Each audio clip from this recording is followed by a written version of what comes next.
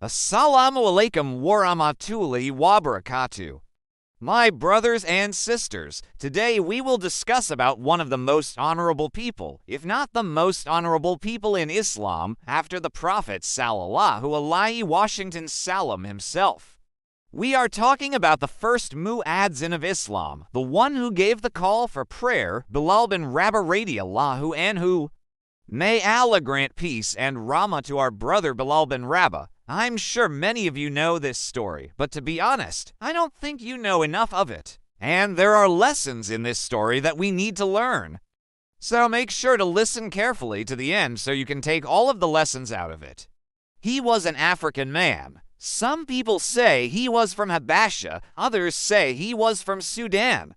But what is important is that he was born a slave in Mecca. His master, Abu al-Umayyah bin Khalaf, was from the tribe of Juma, which is one of the three major tribes of Quraysh.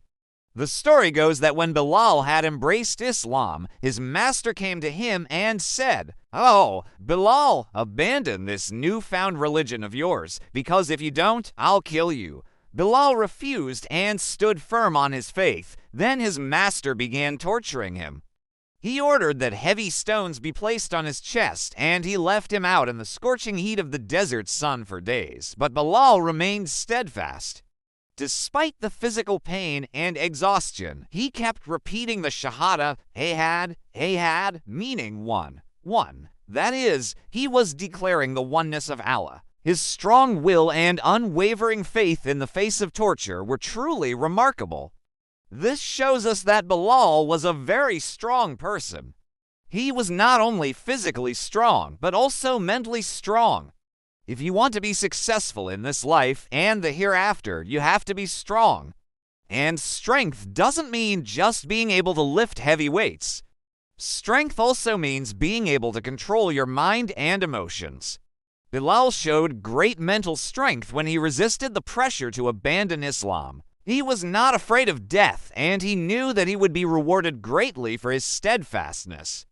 After a while, unable to bear Bilal's steadfastness and his constant declaration of Ahad, Abu Bakr, who was passing by, heard Bilal reciting the Shahada.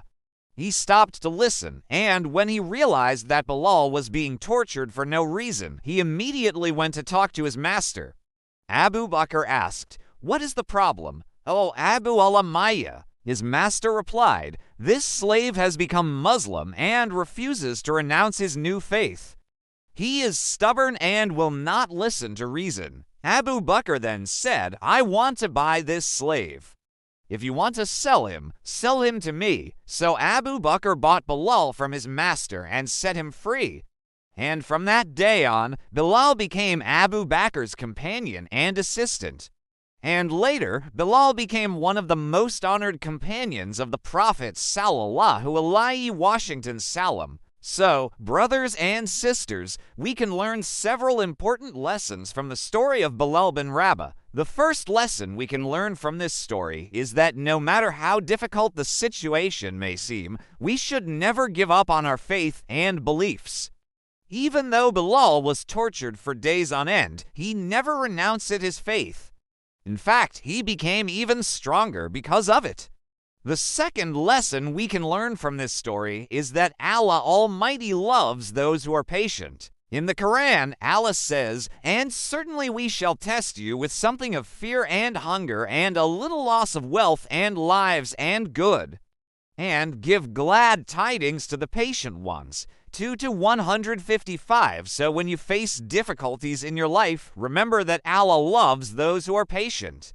Be patient and trust in Allah. The third lesson we can learn from the story of Bilal bin Rabah is that Allah Almighty can raise anyone from the lowest of the low to the highest of the high. Bilal was a slave who could not read or write, but Allah raised him to be one of the most honored companions of the Prophet Sallallahu Alaihi Washington Salam. The fourth lesson we can learn from this story is that Allah loves those who are truthful.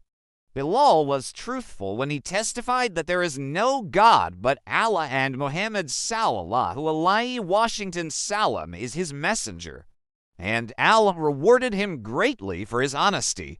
Finally, the fifth lesson we can learn from the story of Bilal bin Rabah is that Allah loves those who are kind and compassionate. Abu Bakr was a great companion of the Prophet Sallallahu Alaihi Wasallam, who was known for his generosity and kindness.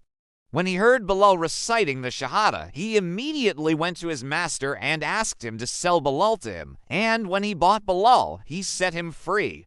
Now, some people might say that the Prophet Sallallahu Alaihi Wasallam didn't free any slaves. Well, that's not true. The Prophet Sallallahu Alaihi Wasallam freed many slaves throughout his life.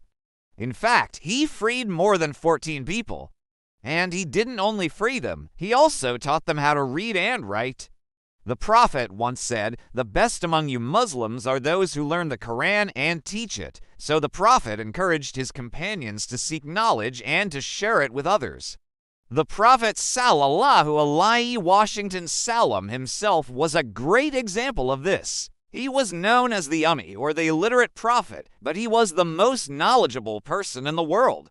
He taught his companions and followers how to live their lives according to the will of Allah. So don't let anyone tell you that the Prophet Sallallahu Alaihi Wasallam didn't care about education or seeking knowledge. That is not true. The Prophet Sallallahu Alaihi Wasallam cared about the education and knowledge of his companions and followers. He wanted them to be the best of all nations because of their knowledge and their ability to spread it. Now, back to our brother Bilal. After Abu Bakr freed him, Bilal became one of the most important people in Islam. The Prophet Sallallahu Alaihi Wasallam chose him to be the first muezzin, the caller to prayer. This was a great honor because it meant that Bilal would be the one to call the Muslims to perform their 5 daily prayers. Bilal had a beautiful and powerful voice that could be heard throughout Mecca, so when it was time to pray, Bilal would stand on top of the Kaaba and recite the call to prayer, Hayya alal salat, which means hasten to the prayer. The Muslims would hear his call and they would drop whatever they were doing and rush to the mosque to pray. So this is why Bilal became known as the father of the callers to prayer. He was the one who established this sunnah, this tradition of giving the call to prayer. Some people might say, well, wasn't it just a coincidence that Abu Bakr bought Bilal? Well, no, it wasn't a coincidence. It was the will of Allah. Allah wanted Bilal to be free and to become one of the most important people in Islam. And Allah guided Abu Bakr to buy Bilal and set him free. So we can see the wisdom and the mercy of Allah in this story. Muslims around the world still follow Bilal's example by giving the call to prayer 5 times a day. And whenever we hear the call to prayer, we should remember Bilal and his sacrifice. We should also remember the other companions of the Prophet Sallallahu Alaihi Wasallam who played a role in spreading Islam. Their stories are full of courage, sacrifice, and faith. And we can learn a lot from them. So, brothers and sisters, this is the story of Bilal bin Rabah, the patient caller to prayer. He was a man who faced torture and hardship for his faith, but he never gave up. He was a man who was raised from the lowest of the low to the highest of the high. He was a man who received the greatest honor in Islam after the Prophet Sallallahu Alaihi Wasallam. He was a man who showed us the importance of patience, faith, and freedom. Thank you for listening to this story.